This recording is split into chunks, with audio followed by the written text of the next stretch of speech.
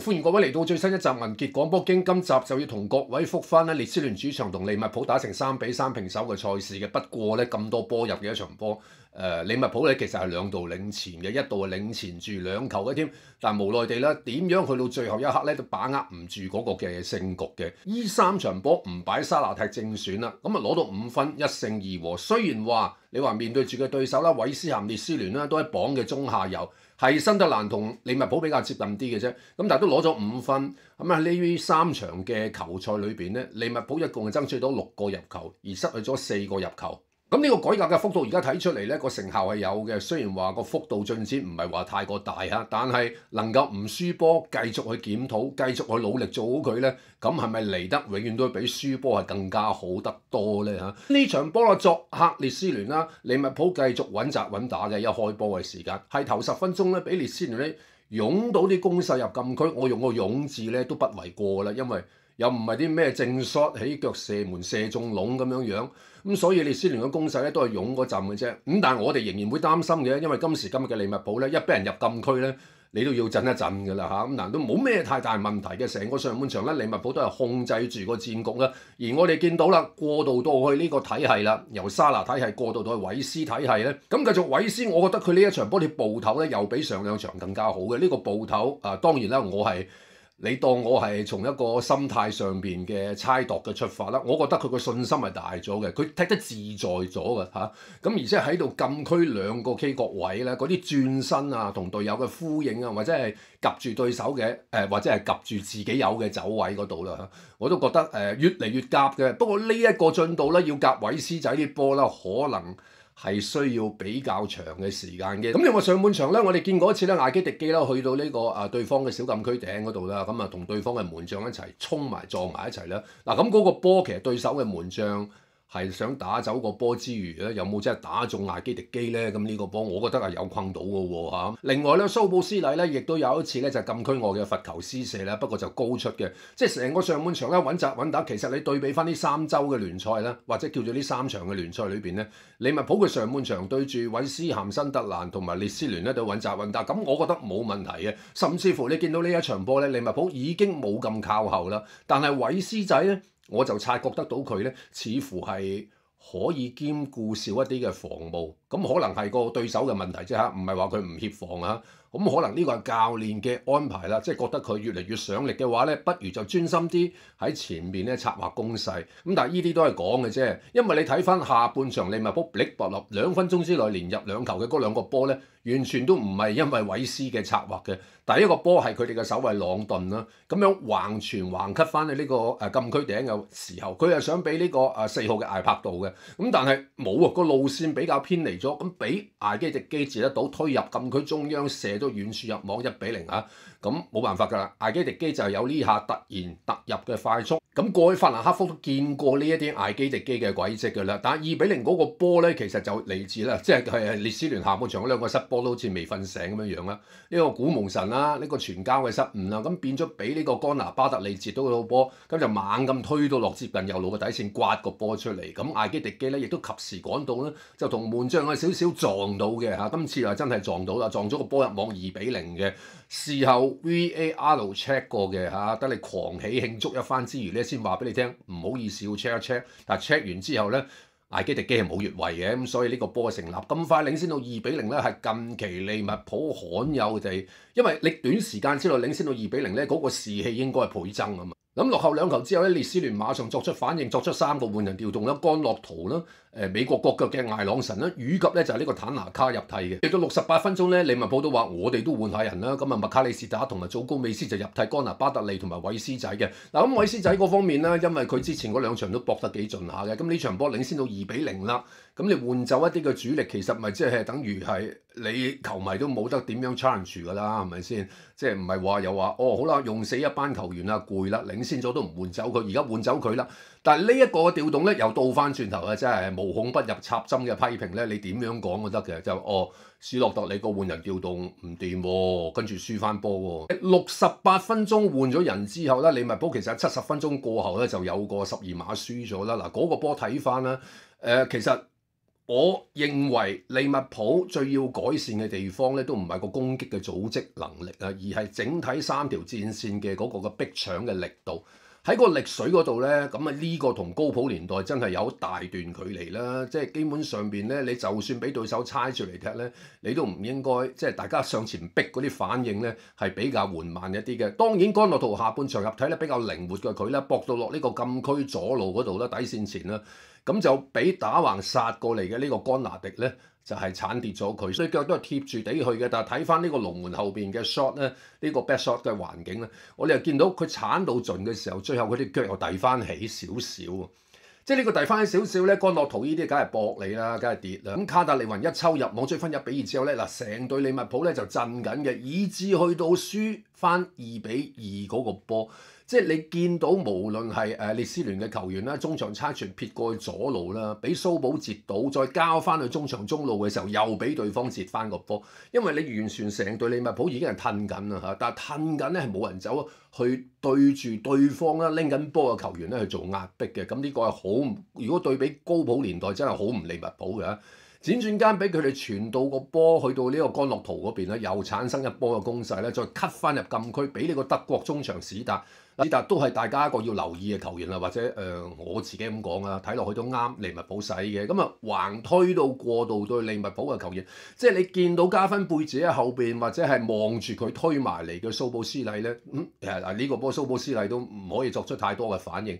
咁樣橫cut入去俾對手咁輕易起腳抽翻到2-2咧，呢個波係一體性上面利物浦防務嗰個嘅比較鬆軟咗啲啊嚇。咁但係當然啦，好快5分鐘之後又追翻呢個3-2啦，呢個波就純粹加分貝治一個快攻啦，冇得諗啦，交去呢個禁區頂嗰度，咁麥卡利士打下靚漏啦，咁啊入咗場之後呢個貢獻係最大。蘇寶後上嘅入攝真係非常之經典啦，個力水啱啱好一下就好似將個波擺咗入網咁。3-2，你以為嗰3分終於利物浦啊攞多3分啦，但係去到尾段就俾田中碧嗰個快射啦，角球攻勢追翻3-3，搶唔到second波咧，亦都係我諗好多利迷心目中口中咧就提及住利物浦個防務嘅問題之一啦。嗱咁田中碧嗰個波就快射你都冇得諗㗎啦，咁冇計啦嚇。咁但係你問我嘅話，由3-2去到3-3呢個過程咧，就對比之下，我反而係更加即係覺得咧係利物浦要擔心啲嘅地方咧，就係領先2粒而控制唔到局面，俾對手追翻2-2嘅呢一段時間。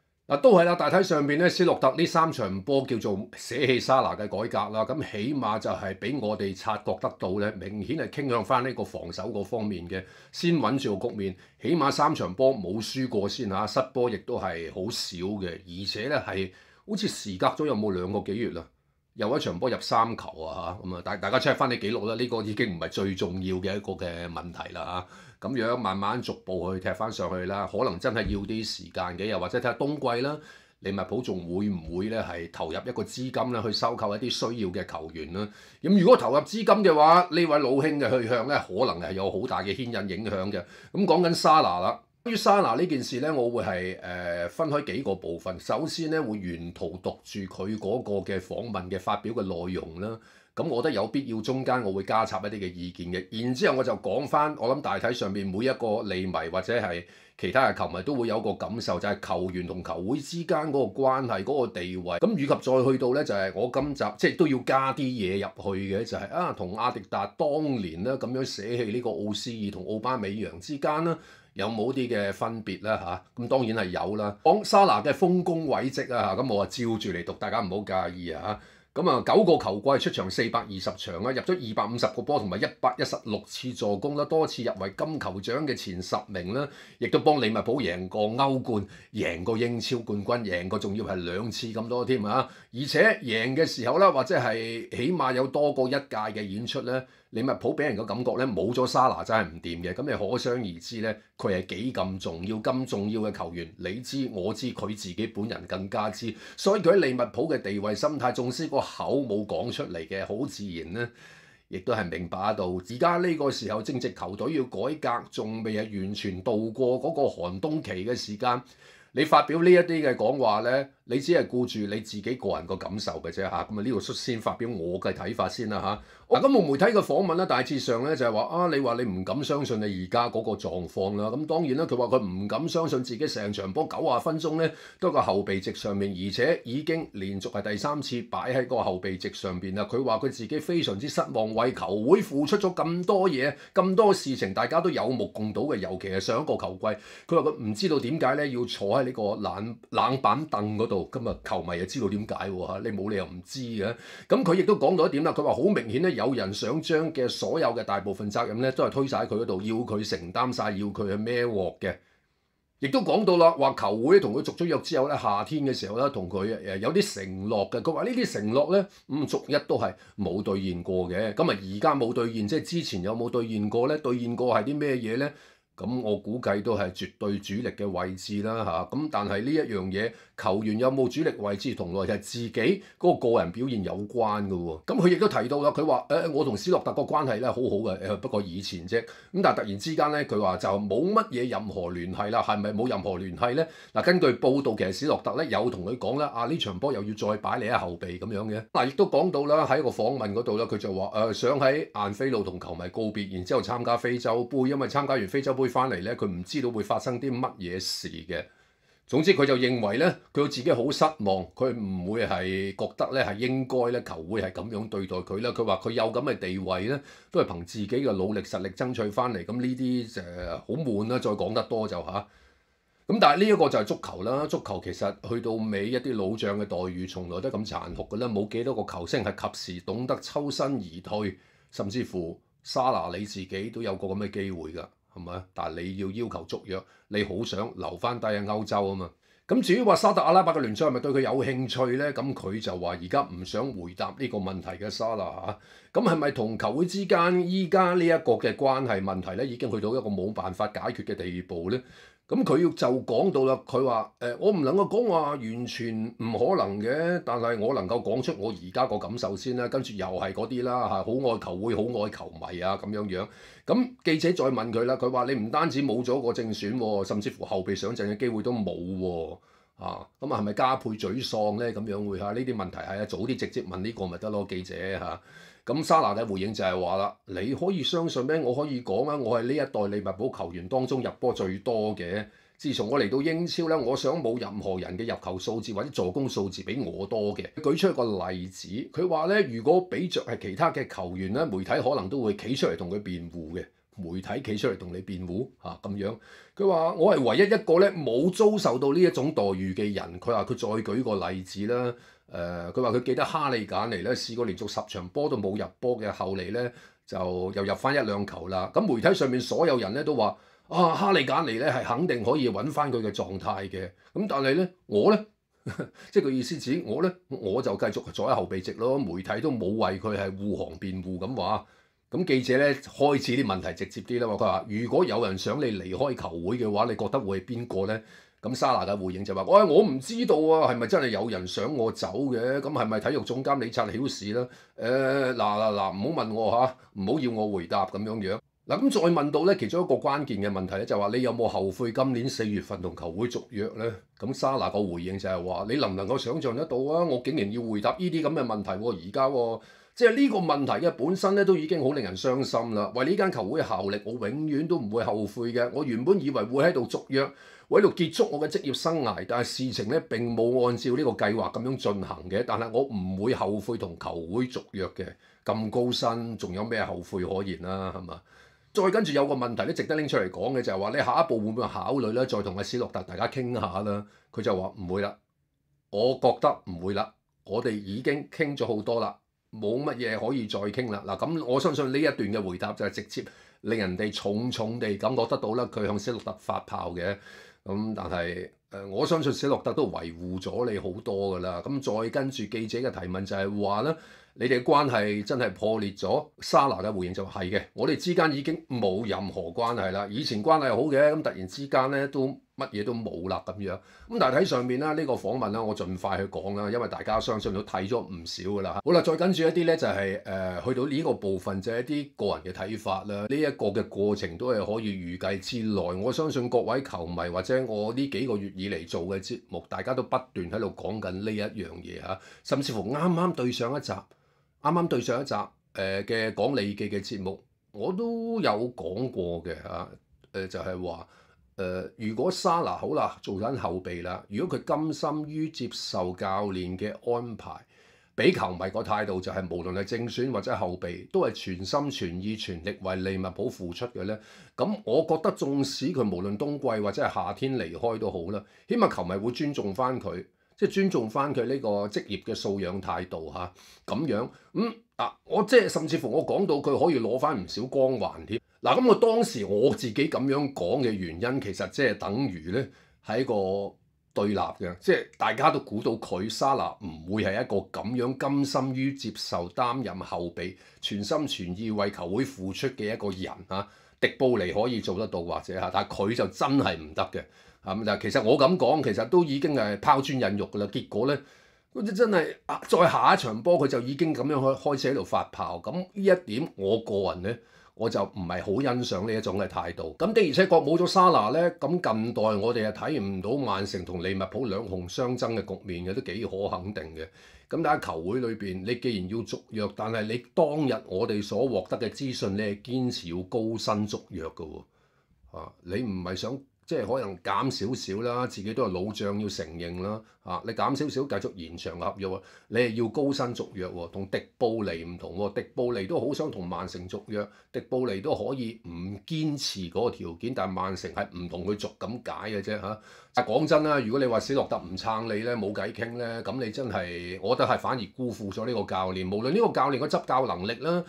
或者佢將來咧留唔留得低喺利物浦咧？呢個係另外一個嘅課題啦，係咪？係咪佢令到利物浦踢到一塌糊塗咧？呢一啲作為球員、作為球星第一人啊，你係唔能夠係卸脱呢啲嘅責任嘅。而且咁耐以嚟先至將你放喺後備咧，史諾德已經係足夠維護你㗎啦。其實佢第一個唔應該向佢開火發炮嘅就係教練嘅史諾德先至啱。個決裂嘅時機啦，可以話嚟得相當之唔合時嘅，但係你又可以肯定佢一定一段時間佢係離開球會嘅，即係除非埃及就小組賽就出局打道回府嘅啫嚇，咁樣啦嚇。咁但係佢翻嚟之後點樣面對翻咧？可能嗰個疏離感會唔會更加大咧？咁呢個真係唔知啦。或者已經係去出發踢非洲杯咧嘅時候咧，已經有下一站嘅定奪咧。嗱，咁再睇到啲報道啦，咁根據嗰啲媒體講咧，就係話其實咧已經可能有沙特嘅球會咧就願意出價8000萬到1億歐元咧去收購呢個沙拿嘅。嗱，美職嗰方面咧都想收購沙拿嘅，咁但係美職嘅財力就冇可能達到咧可以同沙特阿拉伯球會嘅競爭㗎啦。不過對於利物浦內部嚟講咧，佢哋有啲為難嘅地方㗎嚇，因為佢哋知道咧沙拿從來更加想願意，起碼都係留翻低喺歐洲嘅。呢個係唔單單係為咗佢嗰個習慣嘅生活模式咧，亦都係希望繼續留喺高水平嘅聯賽嗰度咧，繼續嘅打滾啦。你問我數落去嘅話咧，成個歐洲我諗得翻巴黎聖日耳門係有咁嘅能力嘅啫。咁但係巴黎聖日耳門以安力基而家打嗰套牌係嘛？年青人為主，整體合作士氣，李沙拿嘅降臨，你估佢會覺得點？而且相當啦，根據佢而家個合約啦，2年嘅續約合約就大概係5000萬英鎊嘅，相當咁上下嘅人工啦。咁對任何球會嚟講都係一個沉重嘅負擔。邊個願意去承受啊？嗱，根據咧呢個每日電訊報嘅 Sam Wallace 啦，呢位嘅記者亦都講到啦，話芬威集團咧就已經係召開咗會議㗎啦。就將會咧兩邊嘅高層咧，咁大家就係聯繫嘅，咁傾一傾沙拿呢單嘢，其實係一個好重大嚴重嘅危機嚟嘅。咁講真一句，以沙拿喺利物浦嘅功績咧，理應佢效力到離開球會，無論係咪退休都好啦，有個盛大嘅告別儀式先啱嘅。但係而家咁樣咧，我個人嘅睇法應該會造成，譬如球迷之間嗰個支持嘅一個分裂添，毫無疑問啦，對利物浦嚟講咧，都係一個年代嘅結束啦。咁亦都係一個新嘅開始啦。呢個冇人係可以阻撓得到嘅。好，再跟住咧要講一講啦，因為我約略去睇過咧，就係話有啲人係拎阿迪達當年咧同掃走奧巴美揚啦，同埋奧斯爾等人啦嚇嗰個嘅問題係相提並論嘅咁樣嗱，但係我就覺得咧唔同嘅，其實個環境大不同。嗰一刻嘅阿仙奴咧仲係當揼緊，係嘛，聯賽排緊第8位。喺呢啲連歐霸都要掙扎嘅席位嘅當中喺度打滾嘅嚇，咁阿迪達本身又係完全新手上路，而佢完全新手上路嘅背景咧，仲要係佢嘅拍檔伊度咧都係新手上路嘅啫。而當時嘅升咗做 CEO 嘅雲卡迪森咧，呢個本身係阿仙奴裏邊管理緊財務嘅人物咧。做 CEO 喎，咁佢係新手上路，呢個新手三角上路嘅關係係絕對冇辦法同而家呢刻利物浦。你諗下，米高愛華士佢唔係新㗎啦，佢再翻嚟啫。理察曉士本身做體育總監呢個位都有若干年份啦，再加上史諾特唔係新手㗎嘛，佢過嚟啊嘛。咁喺呢個環境背景底下咧，嗱到底有啲咩分野咧？利物浦嗰方面就係清走一個真係純粹嘅一個好緊要嘅功臣。但係呢個功臣，只不過而家個競技狀態唔知點解相隔唔夠1年咧，係跌得咁緊要，係跌到連一般水平都冇嘅。好，但係你話對比翻阿仙奴啦，先講奧斯爾個問題。奧斯爾，但係其實如果大家心水清記得嘅話咧，當年艾馬利啊已經係開始唔用佢㗎啦。咁冇辦法，佢球技天賦同佢喺球場上邊嗰個投入感咧係幾兩回事嘅。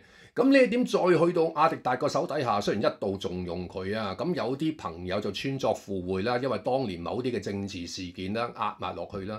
我好記得我當日做過個直播咧嚇，我當年做過一個直播講奧斯爾嘅事件咧，我都有咁講過嘅直播裏邊。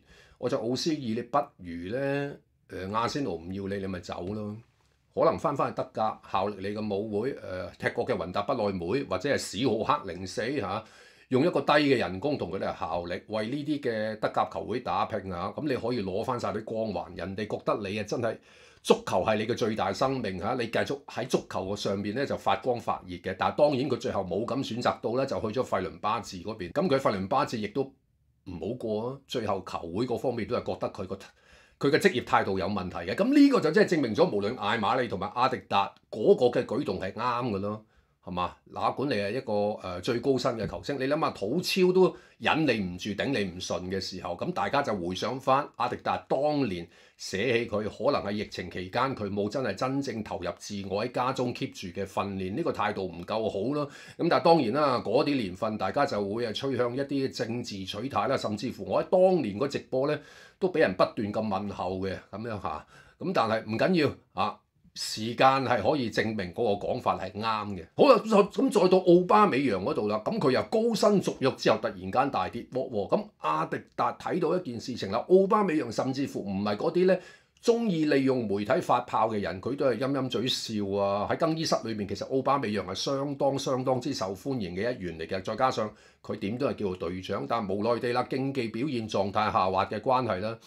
咁或者係阿仙奴冇辦法再拎出佢一種上心嘅取態啦，咁所以咧阿迪達就夾硬送走佢。你諗下送走奧斯爾、奧巴美揚咧，呢一點咧係當日係連人工夾帶俾佢哋走嘅。咁呢個阿迪達得到高層嘅支持咧，嗱倒翻轉頭咁講喎，你要而家利物浦連人工夾帶送走沙拿就冇可能嘅。但係如果你計正個周薪，其實唔係相差太遠喎，奧斯爾都去到35萬嘅喎嚇。不過奧斯爾剩翻個年份比較短啲，當年嚇半年咁樣嚇。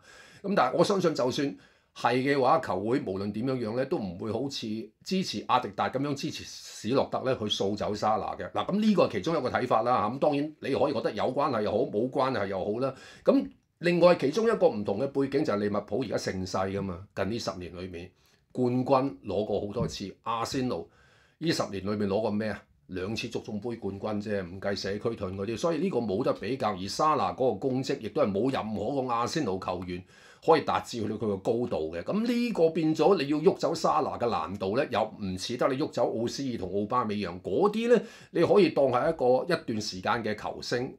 重要嘅人物，但係對比沙拿呢個基本上橫跨2代教練都咁重要嘅人咧，呢一點又冇得相提並論嘅，所以呢個就係我唔同意話咩史諾特同阿迪達之間嘅比較。咁好似而家因為我戥史諾特唔抵啫，呢一樣嘢，好似咁樣夾硬稱低咗史諾特，我就覺得呢個講法係好唔公道嘅。咁如果性格嚟講呢，我哋唔係佢身邊嘅朋友，都好難話係好清楚去了解講佢啲咩嘢啦。咁但係從呢一件事件態度上面睇到啦，沙拿係一個極度自我為中心嘅球星，只不過佢球霸得嚟，佢以往係做到嘢咁解嘅啫。咁所以沙拿，我覺得佢呢一着呢，佢真係沉唔住氣啊！有乜嘢嘢其實你可以等緊非洲國家杯嘅期間，你唔喺晏菲路係嘛？你喺摩洛哥踢㗎嘛非洲杯，你喺嗰度喺度搞啲嘢，咁我覺得喺個有翻啲距離感會比較好啲咯。你咁樣嘈完，你而家嚟緊呢7日之後，你仲有2場比賽嘅喎，即係當你企翻去晏菲路嗰度，你無論係企喺場上坐喺後備席都好。即球迷望到你都變咗好陌生，喺唔順你仲要再加多一個 kick 落去咧，咁會影響到人哋對你嘅好感咯，就係咁樣咯。OK 嗱，我冇答案嘅嚇，你可以話我啱與唔啱都好，我都想聽下大家留言嘅一啲嘅意見，就係咁樣啦。OK，今集嘅節目時間就嚟到呢一度。